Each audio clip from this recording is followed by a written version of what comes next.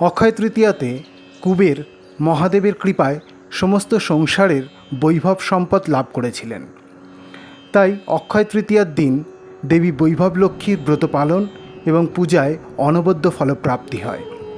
তাই এই বিশেষ দিনে দেবী বৈভব লক্ষ্মীর ব্রত পালন এবং ব্রতকথা পাঠ বা শ্রবণ করুন।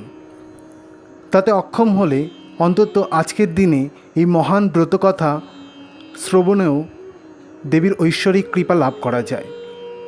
তাই একবার হলেও সম্পূর্ণ ব্রতকথাটি শ্রবণ করুন।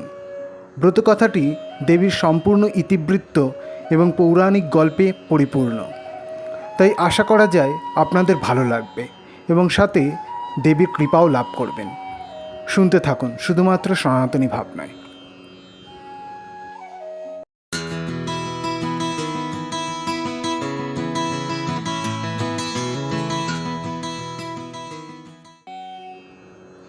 একদা দেবী পার্বতী ভগবান শিবকে জিজ্ঞাসা করেছিলেন, পৃথিবীর মানুষ অর্থ উপার্জনের জন্য অনেক কষ্ট করছে। যদিও সবাই তাদের যথাসাধ্য চেষ্টা করছে, কিন্তু মাত্র কয়েকজনই ভালো অর্থ উপার্জন করতে সক্ষম। আপনি কি এর কারণ বলতে পারেন? উত্তরে ভগবান শিব বললেন, একজন ব্যক্তি ধনী হওয়ার ভাগ্য দেবী বৈভব লক্ষ্মীর হাতে, কারণ তিনি সোনা, অর্থ, ধানের শীষ ইত্যাদির সমস্ত ধরনের সম্পদের অধিষ্ঠাত্রী। তাই যারা বৈভব লক্ষ্মীকে চিনতে পারেন এবং প্রার্থনা করেন, বৈভব লক্ষ্মীর ব্রত পালন করেন, দেবী বৈভব লক্ষ্মী তাদের প্রতি আরও বেশি ঝুঁকে পড়েন। বৈভব লক্ষ্মীর আশীর্বাদ প্রাপ্ত লোকেরা তাদের যে কোনো কাজে যে কোনো অসুবিধা কাটিয়ে উঠতে পারে এবং জয় সর্বদা তাদেরই হয়। যারা দেবী বৈভব লক্ষ্মীকে চিনতে পারে না, তারা কখনোই সম্পদ অর্জনে সক্ষম হতে পারে না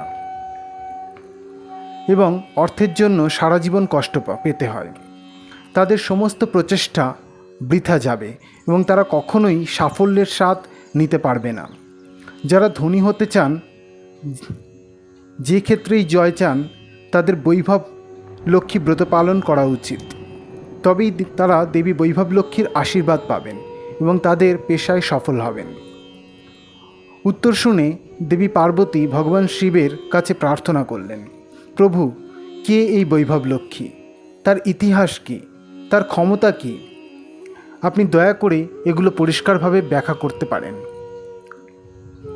ভগবান শিব দেবী পার্বতীর প্রতি সন্তুষ্ট হয়ে বললেন, দেবী দয়া করে দেবী বৈভব লক্ষ্মীর ইতিহাস মনোযোগ দিয়ে শোনো। একবার ঋষি ভৃগু পরাশক্তি দেবীর জন্য মহান তপস্যা করেছিলেন। তার তপস্যা দ্বারা প্রসন্না দেবী পরাশক্তি ভৃগুর সামনে হাজির হন। তিনি ভৃগুকে এই মহান তপস্যার কারণ এবং এই মহান তপস্যার বিনিময়ে তিনি কি আশা করছেন জিজ্ঞাসা করেছিলেন। ভৃগু দেবীর কাছে প্রার্থনা করে এবং বলেন, হে সকলের মা, এই পৃথিবী তিনটি জিনিসের ওপর নির্ভরশীল: ক্ষমতা, বুদ্ধিমত্তা এবং টাকা বা অর্থ। এই তিনটি কেবল আপনি, কিন্তু তিনটি বিভিন্ন রূপে বিভক্ত। শক্তি রূপটি দেবী পার্বতীর মতো এবং ভগবান শিবের সাথে। আপনার বুদ্ধিমত্তা রূপটি দেবী সরস্বতীর মতো এবং ভগবান ব্রহ্মার সাথে। আমি আপনার তৃতীয় রূপ অর্থাৎ অর্থ বা বৈভব রূপটিকে আমার কন্যা রূপে পেতে চাই। তাই দেবী দয়া করে আমাকে কন্যা রূপে আপনার তৃতীয় রূপের অর্থ প্রদান করুন। দেবী পরাশক্তি সেই ইচ্ছা মঞ্জুর করেন এবং ভৃগুর কাছে বৈভব লক্ষ্মী রূপে জন্মগ্রহণ করেন। ভৃগু তার কন্যাকে ভগবান বিষ্ণুর সাথে বিবাহ দেন। ভগবান বিষ্ণুর ইচ্ছায় বৈভব লক্ষ্মী দেবতাদের প্রচুর সম্পদ দিয়েছিলেন এবং স্বর্গলক্ষ্মী নামে পরিচিত ছিলেন। অঢেল ধনসম্পত্তি নিয়ে দেবতাদের রাজা ইন্দ্র অহংকারী হয়ে ওঠেন। তিনি তার অহংকারে একটি ভুল করেছিলেন, যার কারণে তিনি ঋষি দুর্বাসার দ্বারা অভিশাপ পেয়েছিলেন। অভিশাপের কারণে ত্রিলোক শ্রীহীন হয়ে পড়ে এবং বৈভব লক্ষ্মী সমুদ্রে যেতে বাধ্য হন। আর ইন্দ্রের কোনো সম্পদ ছিল না এবং দেবী লক্ষ্মী চলে যাওয়ায় বিষ্ণুও একা হয়ে গেলেন।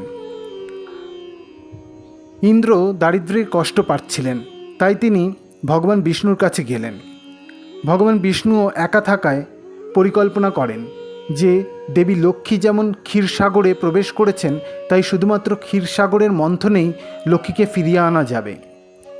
তাই তিনি ইন্দ্রকে উপদেশ দেন সাগর মন্থন করার জন্য। ইন্দ্র এবং অন্যান্য দেবতা রাক্ষস ও অসুরদের সাহায্য নিয়ে ক্ষীর সমুদ্র মন্থন করেন। মন্থর পর্বতকে মন্থন লাঠি এবং বাসুকীকে দড়ি হিসেবে ব্যবহার করেন। অন্যান্য অনেক কিছু এবং অমৃতের সাথে দেবী লক্ষ্মী বেরিয়ে আসেন এবং ইন্দ্রসহ অন্যান্য দেবতাদের সম্পদ দিয়ে আশীর্বাদ করেন। এই পুনঃ আবির্ভাবকালে দেবতাদের অনুরোধে দেবী লক্ষ্মী 8টি রূপে আবির্ভূতা হন: আদিলক্ষ্মী, ধান্যলক্ষ্মী, ধৈর্যলক্ষ্মী, গজলক্ষ্মী বা রাজ্যলক্ষ্মী, সন্তানলক্ষ্মী, বিজয়ালক্ষ্মী, বিদ্যালক্ষ্মী এবং ধনলক্ষ্মী। 8টি রূপের মধ্যে শ্রেষ্ঠ রূপ হল ধনলক্ষ্মী। তিনি ঐশ্বর্য বা বৈভব লক্ষ্মী নামেও পরিচিত। তিনি ক্ষীর সমুদ্রের রাজার তনয়া নামেও পরিচিত ছিলেন। দেবী লক্ষ্মী, যিনি বিশ্বের সমস্ত সম্পদ প্রদান করতে পারেন, তার উচ্চ আত্মসম্মান রয়েছে এবং তিনি কখনো কোনো ধরনের খারাপ আচরণ সহ্য করতে পারেন না। একবার সমস্ত ঋষিরা ভগবান ব্রহ্মা, ভগবান শিব এবং ভগবান বিষ্ণুর মধ্যে কে সবচেয়ে নরম তা জানতে সিদ্ধান্ত নিলেন। তারা ঋষি ভৃগুর কাছে গিয়ে তাকে সিদ্ধান্ত নিতে বললেন।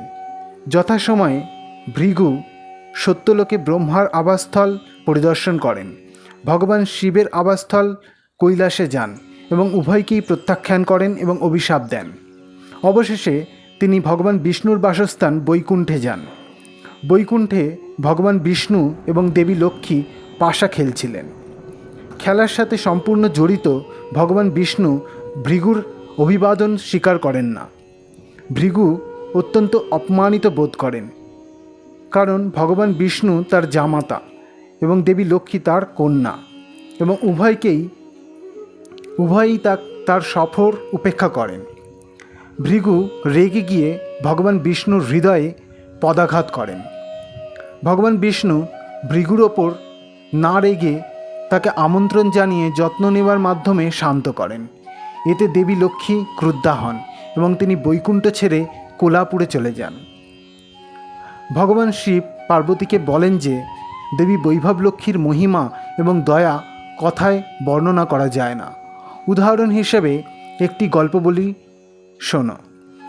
একদা প্রতিষ্ঠানপুরম শহরে শিলা, সুশীলা, গুণশীলা এবং ভিশালা নামে 4 বোন ছিল।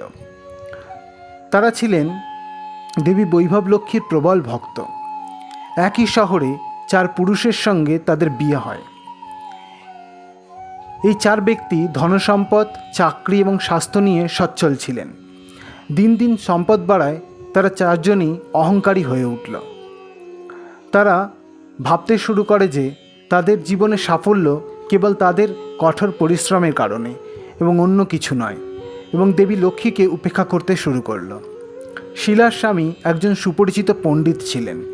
তিনি বিশ্বাস করতেন যে সমস্ত বেদ ও শাস্ত্রে তার জ্ঞানের কারণেই নাম ও খ্যাতি এসেছে।